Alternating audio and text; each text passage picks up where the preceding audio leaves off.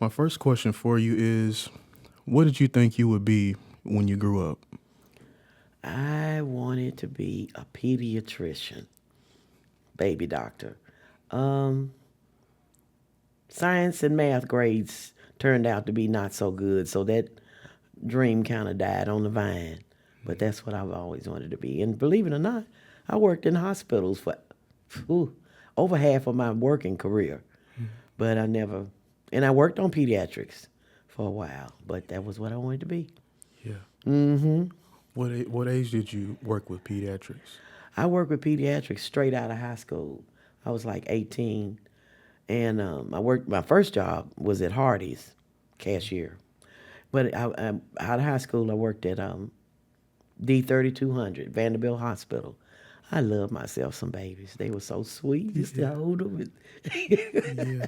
Yeah, from newborns to how Well, old? no, this wasn't not necessarily. This wasn't like a NICU or anything like that. This was like, toddlers and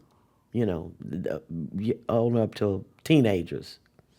Okay. Okay. There Wow. were some babies, but I don't think there were any month-old babies or anything in there. Okay. No. Okay. Mm-hmm. Okay. That's amazing. So,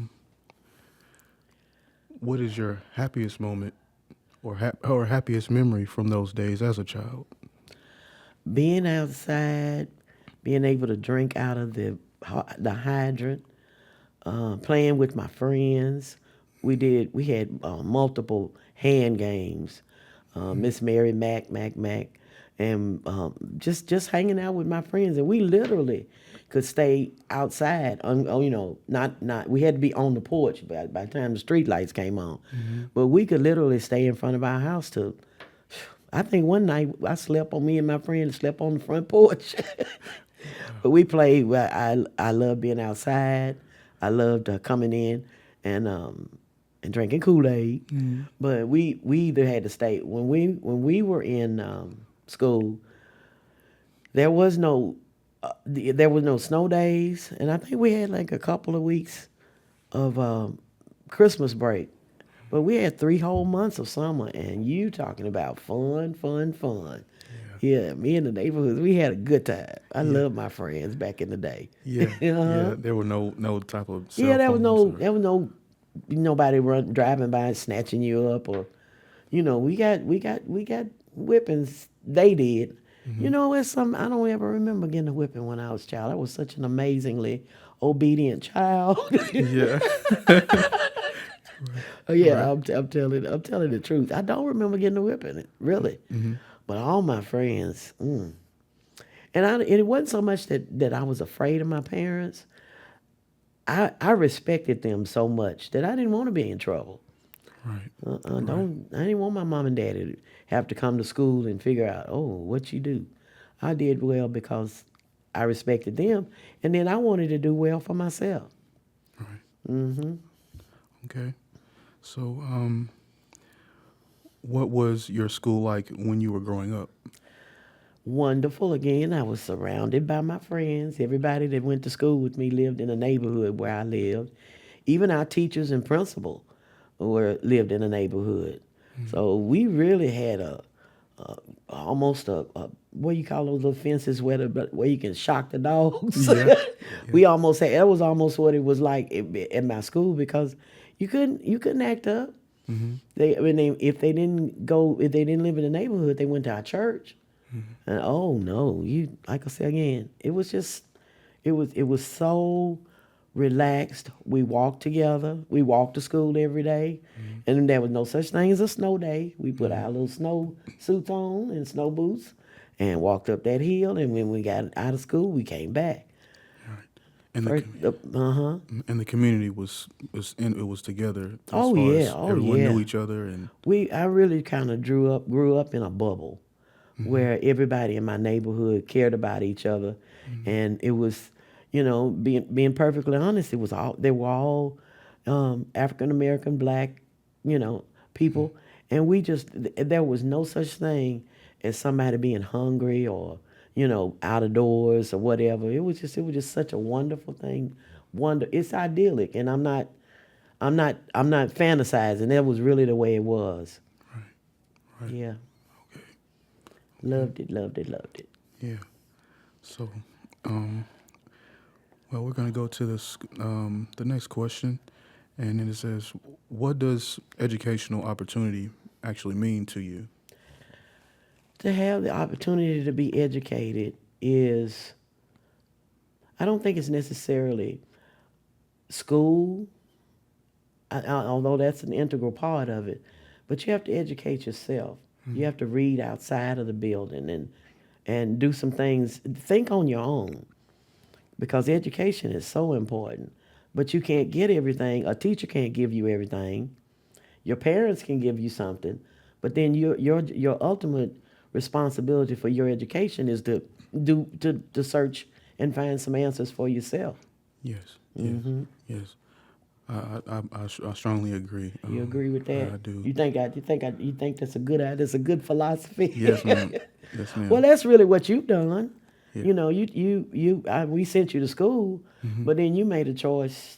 You can tell what you did. Made the choice to do some other things and get a different experience. You can tell that if you want to. Okay. What you do? How did you do? Well, What did you do? Well, I correlate with what you said. Education does first start at home, but it does also expand beyond the book. Mm-hmm. And life itself teaches us in and of Life will itself. teach you for real. So, yeah. For real, for real. Yes, ma'am. Uh-huh. So we have a next question here. Walk me through the moment you found out that you would get bused to a new school. What were your initial feelings about it? Hated it to the core.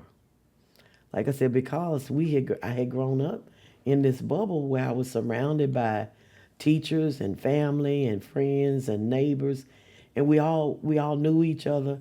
It was like a cocoon, and I had never experienced. I had never gone to school with any other race of people other than my own, not ever, and so it was such a culture shock. And then we were transferred in my junior year. Who does that? Those are your two most important years of school. You know, we got to get prom and, graduation, and we're going to hang out and have parties. Right. We didn't get to do any of that Right.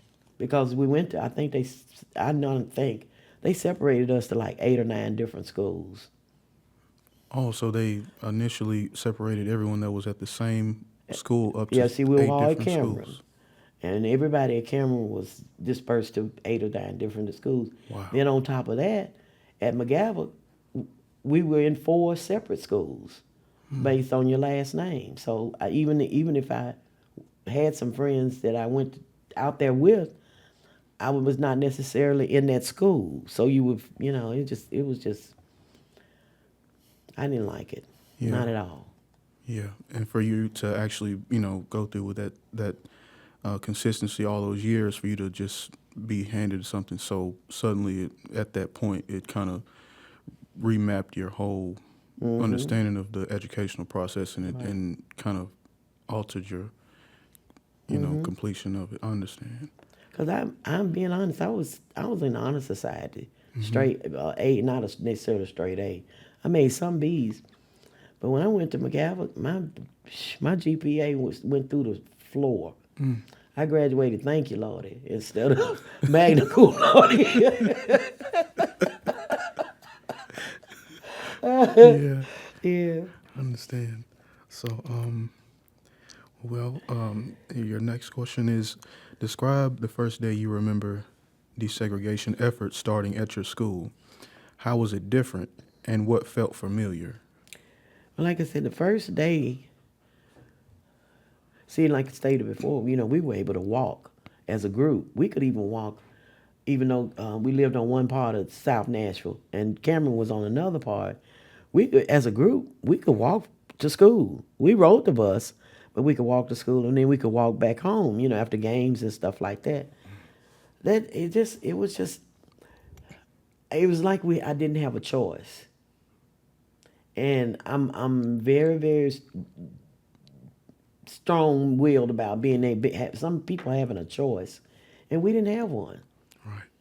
And we really couldn't even decide which one of the multiple schools that we were being assigned to. And I just loved Cameron and Pearl had this great rivalry, you know, and I was in the band, and I just like I said, I just loved it. Okay. But Right. So Sorry, Jeanette, can you talk a little bit more about being in the band?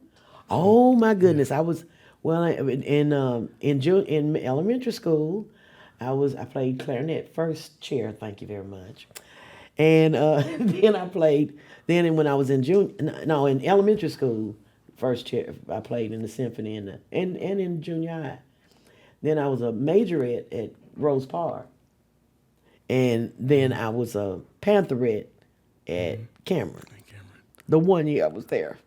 And I loved it because I'm a dancer. I love to dance, and that's all we did. We didn't have batons or anything like that. oh, you didn't? Oh, wow. No. I didn't know. You know how Tennessee State does it? Yeah. How they do the girls do that's what we did. That's what we were. We did have majorettes, but I wasn't one of them. Okay. Okay. Well, so I wanted to just kind of reiterate the how you felt with the initial feelings about it. So, as far as the segregation or integration part of it, how did they actually assess who would go to which school and what? Yeah, I believe it was categories? based on where you lived, because everybody on my side of 15 went to McGavock, and then some others went to Overton. You know, like I said, it was just like a luck of the draw, I guess. And can I ask for clarification too? Was Sure. this early in, I mean, because you were among the first 16, correct? And Right. So was that something that your families opted into, or was it mandated? It was mandated. And I don't remember my mom and dad even discussing or us having a talk about it. It was just, it was done. I don't remember, you know, because like I said, my mom and both my parents were actively involved in our education. My mom was, you know, PTA, just like me. You know, I think I've been very active in my children's education. But I don't believe they even had I don't even believe they had a choice to say, okay, she can't go there. You know. Right. Okay. Well, we have the next question. Tell me about a time when you felt included or actually successful at your school. I felt included and there was another issue with the transfer. When we got there in August, the band had already been practicing since June. McGavock's band. The cheerleaders had already been. Excuse me. The cheerleaders had already been picked. There was nothing. We didn't have anything social to even be able to be a part of. Wow. So we were ostracized completely, in my opinion. Wow. And I would not have wanted to be in that band. They won awards, but they're nothing like our bands. You know, we got a flavor to our bands. Yeah. You know, TSU and Cameron and Pearl, all of us. We have as a flavor. And like I said, McGavock's won awards, but I would not have wanted to be in there because I don't. Right. You know, it's too strict, straight. Look like March of the Wooden Soldiers or something. I didn't like that. Right. Can I also ask you mentioned prom earlier, Jeanette? And Oh, was yeah. that something that you ended up going to? Yes, I did. I went, my 11th grade year, I went to Hillwood. And in my senior year, I did go to McGavock's prom. Okay. Yeah. Okay. So. But I mean, you know, that's some of the things, you know, girls get together and everybody get their hair done, and the guys go and get the tuxedos, and you know, the man gets the corsage, and that happened anyway, but it was different. Can you explain a little more about why it was different and what that is? It was different because even both of the proms I went to, neither of the proms were at a school or an environment where I was familiar. Hillsborough, I didn't know anybody, you know, except the guy I went with. And then at McGavock, I didn't know anybody except who I went with. Right. And I'd never gone to the prom prior to that. So I really didn't. I really don't actually have a way to compare the two. But I just feel like it was a cruel joke they played on us, because those are the most important years of anybody's education. You know, junior and senior. Yeah, it's called junior senior prom. You know, and junior senior, you graduate, and like I said, you have all these wonderful experiences. Senior trip and senior picnic. We didn't get to do any of that. Right. Mm-hmm. So they integrated you as far as the educational process, but nothing else aside from that. That first year, really, there was nothing for us to do. Wow. Like I said, by the time we got there in August, everything was already, they'd already been practicing for months. Oh. And the squads were already picked. Wow. Yeah. Okay. So that was that we felt further alienated, because we were coming from an environment where it was our first experience with this, and then we don't have any, we can't be included in anything. Right. Yeah, that was. Right. Yeah. Now, that was just for the first year, or did it happen on The second and Brilliant. third year, because we were already out there, some of the people got to participate in some of the things. But then you got transportation. Right. We lived in South Nashville, and McGavock is in Donaldson. A lot of people didn't, back when I was growing up, you had one car, you were in pretty good shape. Right. And most of the time the dad or the mom had that car. My dad had the car. So transportation was a problem. And that was another issue with the desegregation as well. Our parents could not actively participate because they, Donaldson, Right. Right. whereas they could walk to Carter Lawrence. Yeah. They could walk to Rose Park, So it was kind of just a culture shock and a kind of an inconvenience for you guys as well. Very inconvenient. Had to get up at 6 o'clock to catch the bus to ride 30 minutes to a place that, You just didn't recognize or understood. At yeah, the time. it was, to this day, Mm-hmm. that of all of my school experiences, that was the worst. And I went to Peabody College, George Peabody College, for college. That wasn't as alienating and ostracizing as my experience at McGavock, because I chose to go there. Like I said, if I had chosen to go to McGavock, it'd have been a different experience, I'm sure. But because I didn't get a choice.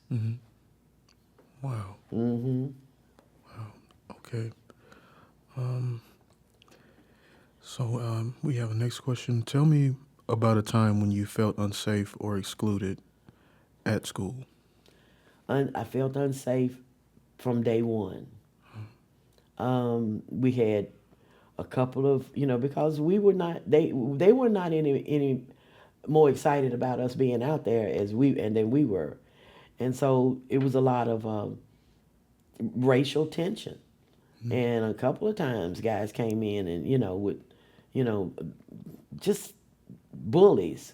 And I'm not even sure they were students at the school. But the neighborhood was hostile because we were in their neighborhood then. Right. We were out of our protective cocoon, and we didn't have anybody to stick up for us. So it was, no. That first year was really, really hard. After I think the second or third year, because I ran for student council, I think, one year, and I almost won. And then I was prom queen, not prom, wait a minute, homecoming, Okay. my senior year. But that was because my boyfriend played on a football team. Yeah. So all of them got to choose their girls. Yeah. So it was automatically. I was a shoe-in. I didn't have any problem with that, okay? Yeah. Can you speak a little more about running for student council and what that was? I ran for student council, I believe, my 11th grade year, and my campaign manager was a guy named Edward Smart, and ran against He was a preacher out at Madison Church of Christ. What is his name? Steve something. But yeah, I had to give a speech and everything. Wow. And I wore I wore black velvet hot pants. I think that's why I got so many votes. Yeah. 'Cause I was fine back in the day now. Mm-hmm. But this guy, and he wrote my speech. It was smart. He was a brilliant young man. He was my campaign manager, and I'm serious. I almost beat him. It was just the two of us, but he won. I think maybe like about 50 to 100 votes, but I was in there. Yeah. And this was your junior year. That was my junior year. Okay. Mm-hmm. Okay.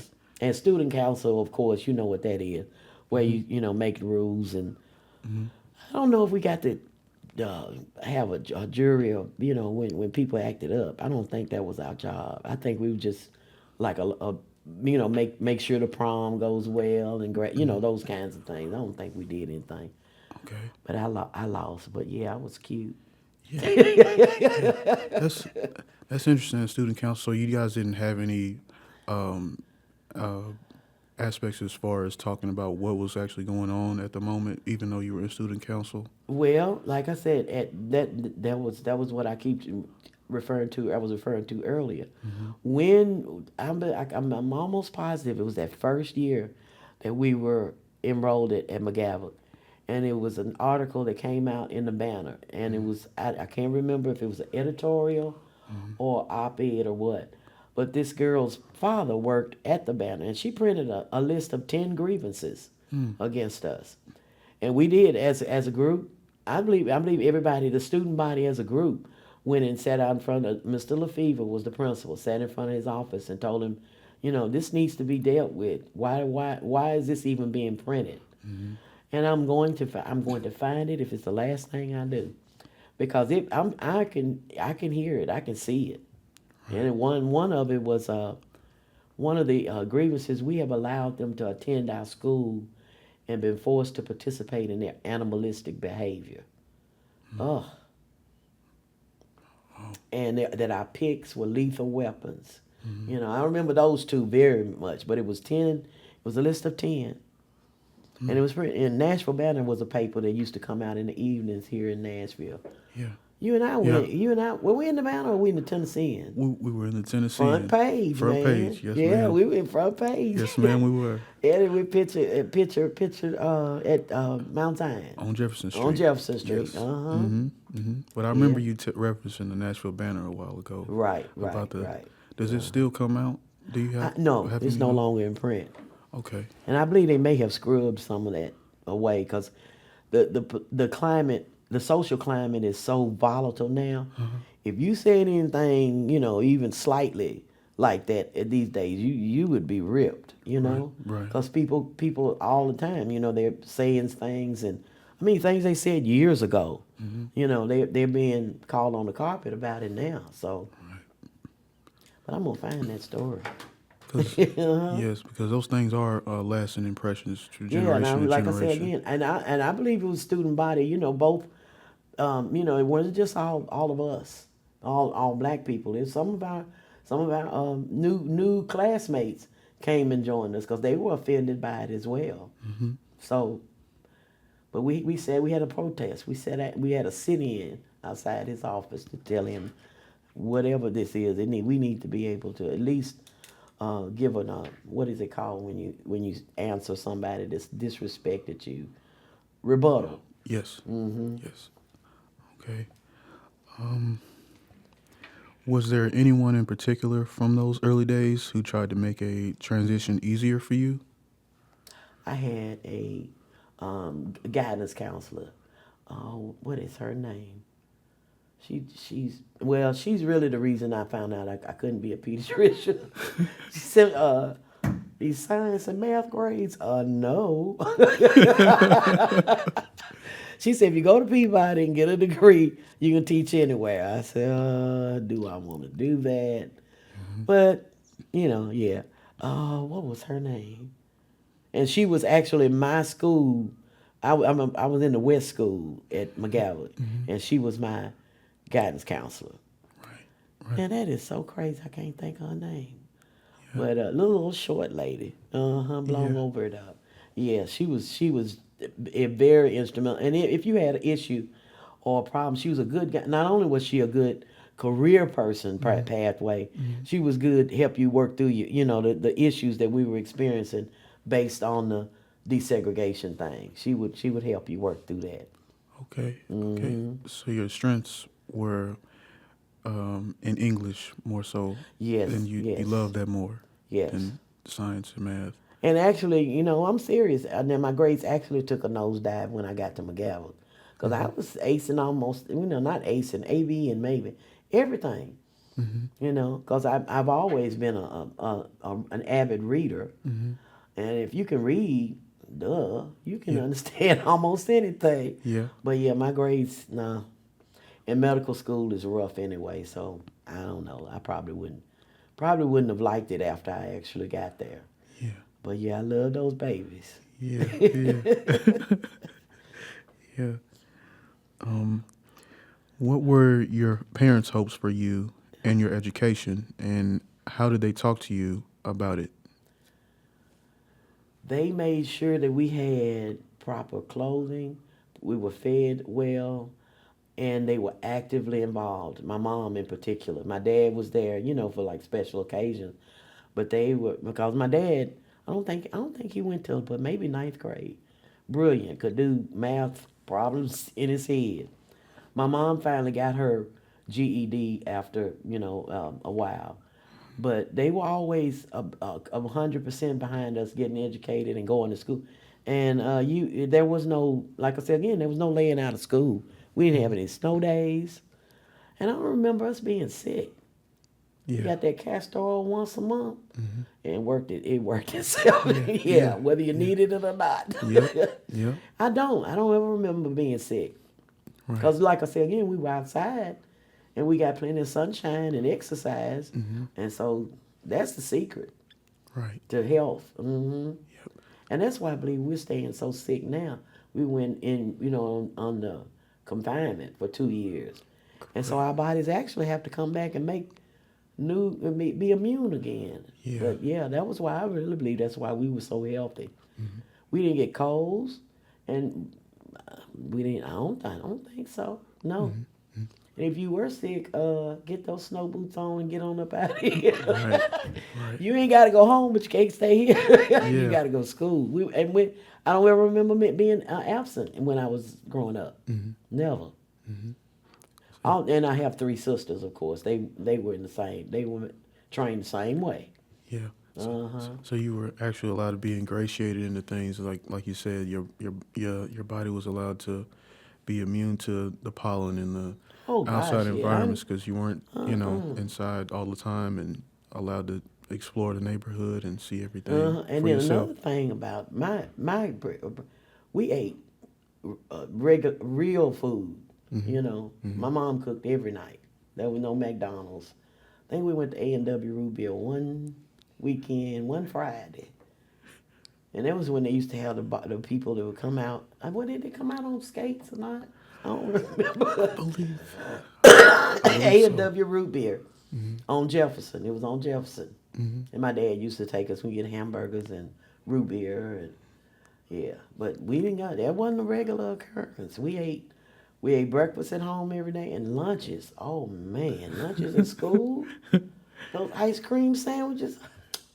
And like I said again, the cafeteria workers were just like our parents. Yeah. They cook real food. We had real food. We had vegetables.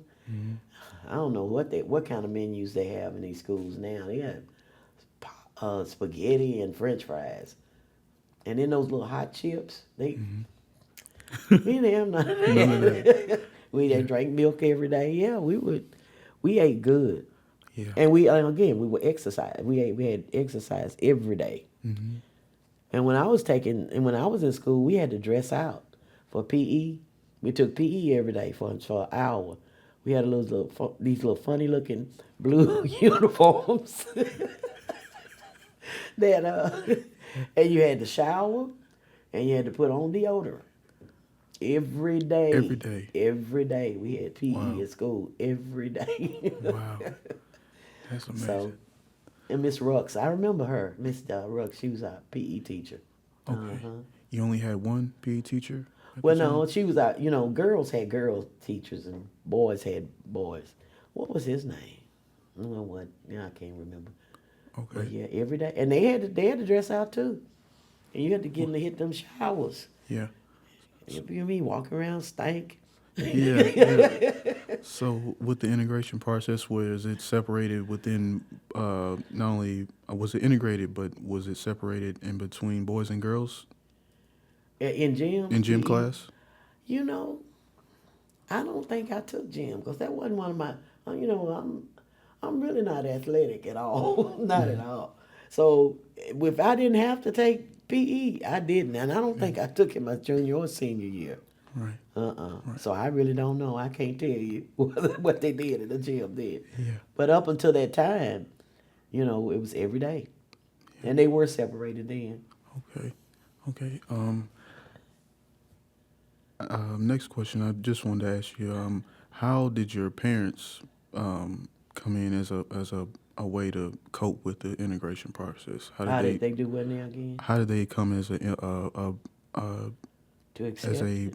yeah, how did they strengthen and provide a comforting process as far as the integration process? How did they allow you to transition through it? What was their role in the? Well, like I said, you know, even though I had moved, we had moved from our neighbor cocoon. My mom and dad were still in the house together. We, you know, there was never an issue to he's gone or, and he was an outstanding provider. He made sure that we had, because he was daddy of five. He had 5 women in the house, so he made sure that we had what we needed and what we wanted. Okay. Mm-hmm. Okay. Jeanette, do you mind just scooching a little to your right? Right here. Yeah, Okay. Okay. And what were your parents' hopes for you and your education? And okay, we've already asked that question. I'm sorry. How did school desegregation impact you overall? Overall, it left a bad taste in my mouth. Like I said again, it was my junior and senior year. I had been in this very warm, welcoming, nurturing cocoon for so long, and then we were just basically snatched up and pulled out of into a situation. Like I said again, where they did not want us out there either, and it was just it. I've not been back to a class reunion at all. They haven't invited me either, so I guess they probably feel, well, we don't want you there either. And that's okay. Because we have a class reunion. As a matter of fact, we'll be graduated 50 years this month. Wow. We all graduated in 73, and we have started having a reunion every 10 years based on the last school we were all at together, and that was at Rose Park, junior high. So this is our 50th year reunion this year. But we're bringing all of the colleges, all of the high schools back together. Okay. Got like 100 people coming. Okay. Wow. When it comes to desegregation in schools, what would you do differently? I would, first of all, I would have a open forum where I would discuss with the students and the parents what is it that you want? How do you want to do it? What is your suggestion? Let me know what you need in order to make the transition easier. And I would even invite the people where we were going, in McGavock. Let everybody sit down at the table and talk. What do you feel is the best? So how do we do this the best way, the safest way, and where everybody feels included? And because, like I said, that was my main issue out there. I felt excluded, and I was in a hostile environment, and I didn't feel like they wanted me, and I sure enough didn't want to be there. But I feel like if we had had the opportunity to sit down and talk, all of us, McGavock's people and Cameron's people, if we had had an opportunity to do that, I believe we would have felt a lot better. Because when you talk to people and get an understanding, okay, what are your expectations of me? And what do I do? And how can I make this easier for you? And do I have to ride the bus? You know? Yes. Yes. That was the absolute word. Well, like I said again, we rode the bus to Cameron, but we didn't have to. Right. You could actually just walk to school. Yeah, we could walk. Okay. And so you're kind of between a rock and a hard place. Uh-huh. Both. You Yeah. didn't want to transition, and they didn't want you there, so it kind of made it like you're in between a sandwich that you didn't Yeah. want to eat, kind of. Okay. Yeah. Sorry, Okay, that's I'm okay. curious, how many other Black students were there with you when you were forced to transfer to McGovern? It was an entire class. Like I said again, because we were not in the same, well, like I said, not only were we based out of our neighborhood, there were 4 different schools, north, south, east, and west. So even if I had some people from my neighborhood or from my prior school, I wouldn't know where they were because we literally had, it was like a little separate pod. I went to West School. I checked in at West School. I had lunch at Chet's, all of that. So I really don't know. I know our graduating class was 800 and something. Too many people. 73. And I would say maybe 100 people were there Wow. All in all. from my old school. I Old mean, school. no, 100. She was asking how many people did she think transferred From with your old me. school, yeah. Yeah, I think it probably 100 people. Wow. Were there ever classes where you were the only person of color in the room? Yes. Can you tell me a little bit about how that felt?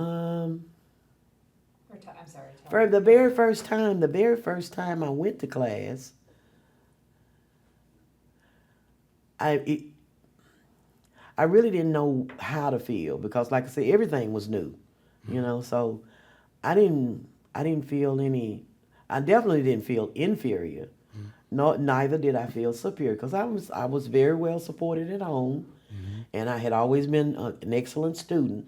So I go up against whoever. We can do this, and it wasn't a challenge to me academically. So yeah, and I didn't have any altercations with anybody. Nobody called me ugly words or anything like that. Not in class, but Right.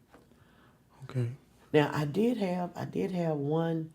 My very first non-black teacher was my 10th grade geometry teacher. She was amazing. But I had never gone to school with I never had non-black classmates. Yeah, she was real good.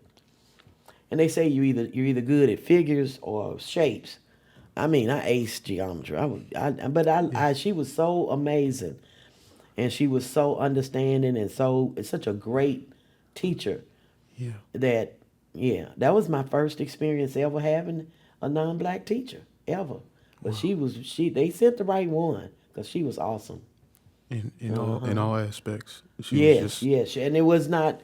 You didn't feel any kind of racial tension and she was a teacher at Cameron, all black school mainly. But there was never, you can when you meet a person or around a person, I know what you're about. Yeah. But I never picked that up from her at all. Yeah. Right. And like I said again, of course, she was an excellent teacher, by the way. So that made it easy to do. What would be your advice to teachers, parents, or administrators to realize the promise of integration? Again, I believe that we all need to have a seat at the table and talk about what our expectations are of each other. Because communication is so important. Yes. And as you can tell by me, me and you, I like to talk. And if I'm able to talk and express myself and have an opinion and have a choice about what I'm going to do, I'm much more likely to do it. But if you force me and tell me you have to do something and this is the way it's gonna be, I'll rebel every time. Right. And that to me, that's just being a human being. Let me talk. Let me tell you what my fears are. Let me tell you what First of all, let me tell you what my expectations are, what I expect of you, both sides of the table. Yes. And then after that, let me tell you what I'm afraid of. Because your deepest fear is, whew, that fear is a monster. Yeah. And if you don't know something, then you go in already fearful, I feel. And so the fear is compounded when your imagination becomes a reality. Yeah. Oh, Yeah. wait, what are we doing? Mm-hmm. And that's how you felt when you got Yes. transferred. You didn't Yes. know or I didn't understand know. because I you didn't never know what been. to expect. Right. But I do know, like I said, we were not welcome. Right. Now you basically encapsulated my very next question I was going to ask you. It's describe what freedom looks like for you and your family. Freedom for me is the ability for me and my family to just have basic human rights. Walk down the street, and you know it's really sad how it's almost impossible to do that anymore. To walk down the street. Well, in Nashville we always do speak and do all of that. But being free means that I'm able to express myself. I'm able to, we're able to communicate. And my favorite word of all, is what? Reciprocity. Reciprocity. Yes. If I give you something, give me something back. Yes. And then we're all free. But if because that was the way that our neighborhood worked, if I had some beans and you had some cornbread, let's get together and have a meal. Yes, ma'am. But it's very difficult, like I said, because society, we're really actually communicating more by text, but we don't talk to each other. Right. And children are sitting in front of a TV or given an iPad. I'm so glad they weren't around when y'all were born. Yeah. Y'all did a lot of bonding and stuff like that, but overall, we talked a lot. You did. You can listen to me, and we read, and like I said again, it was freedom is being able to express yourself without fear of any kind of hurt, harm, or danger coming to you, Right. and just basically being treated like a human being. Right. And if you talk to each other and make each other and help me understand, what do you need from me? How can I help you? And how can you help me? Yeah. And if we, like I said, and now I like doing stuff for people, but I like a little something coming back to me every now and then. Yeah. Just keeping it 100, Yeah. But that's the way that's the way the world should work, and to me that's freedom. That's all about. That's what it's all about. Yes, ma'am. I have a closing question. It says, what legacy do you want to leave for your family or community? I want my family and community to know that they were loved first of all, and they were wanted, and that they have the sky's the limit. Whatever you want to achieve and believe, you can achieve. Right. And I'm not gonna leave you much money, cause I'm gonna spend it all on myself. You deserve it. But y'all got the house and you can sell it or do whatever. Dog, you deserve it. Oh Lord, no, I'm not leaving no money. I'm gonna spend all my money on me. Yeah. And y'all can sell the house or y'all got the house, that's all. But my legacy, I'd like to know that you were loved. Done? Yeah. Well, I just have we have time? Is that it? Okay. Well, I just have a couple more questions. How does your desegregation experience shape who you are today? It's made me much more tolerant, and because in my work life, I've had to work with all types of people, all races and genders and all of that. So it's made me more tolerant because I've already experienced this. So what you're bringing me is nothing new again, but we have to be able to sit down and talk. Right. You're not gonna talk to me any kind of way, and hopefully I'm not gonna talk to you any kind of way. But we definitely have to talk and communicate and come to an understanding. What do you want? Children and all, because I've taught children of all races. I'm a former school teacher, as you well know. Yes, ma'am. Taught children of all races, and they everybody's human. Everybody has a right to be an individual.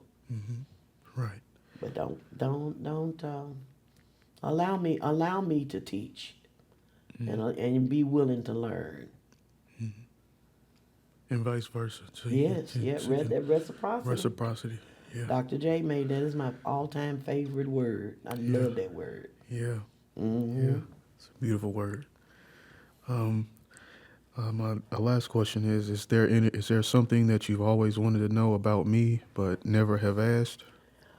Well, how did you feel about going to school? I think your school was all about integration. You were never in a segregated school. Yep. Yep. What was your experience? You've already been angry with me because you went to 7 or 8 schools. Yeah. but other than that mess, how did you feel about going?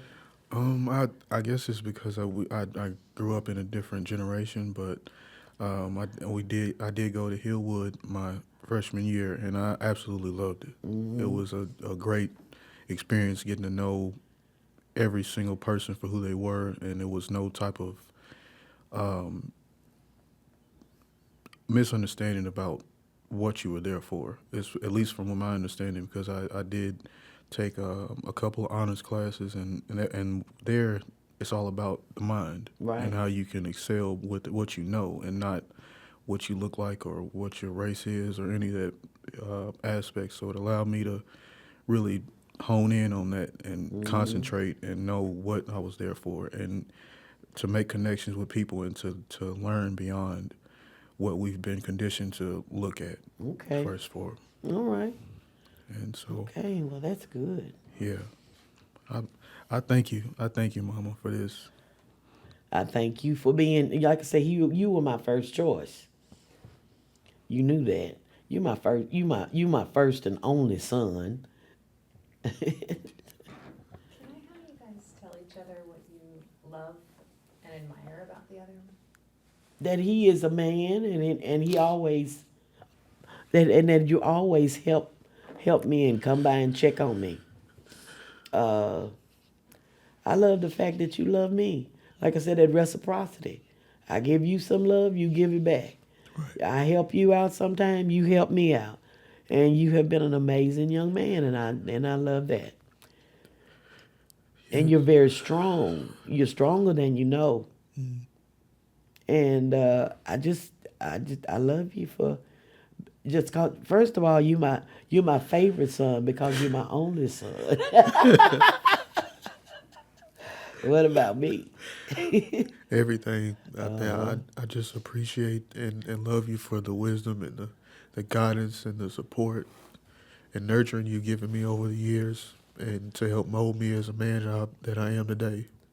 And even though we've had our disagreements and our times, I thank you for being strong and willing to just understand me as a man, and help me grow and give me your wisdom and guidance and just everything about you, Mama.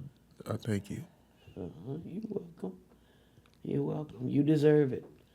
Don't have children, and if you don't want them, I tell everybody that, because it changes your whole life. If it does not, you're doing something wrong. Right. If you don't want them, please don't have them. But Right. if you want them, be the parent that they need. Don't give them your whole life, but to give them life and help them to realize that they have the greatest potential in the world. Right. Right. Because that impacts the future Yeah. and how we coexist as a human race. Uh-huh. It does. Right. Are we done? Yeah. Cut time. I'm sorry. You want the box? Yeah. It's okay. It's okay. And you know That's a what? good note to And end. that's what I love about him too. He's not afraid to cry. I tell him all the time, you're a man, but cry when you want to.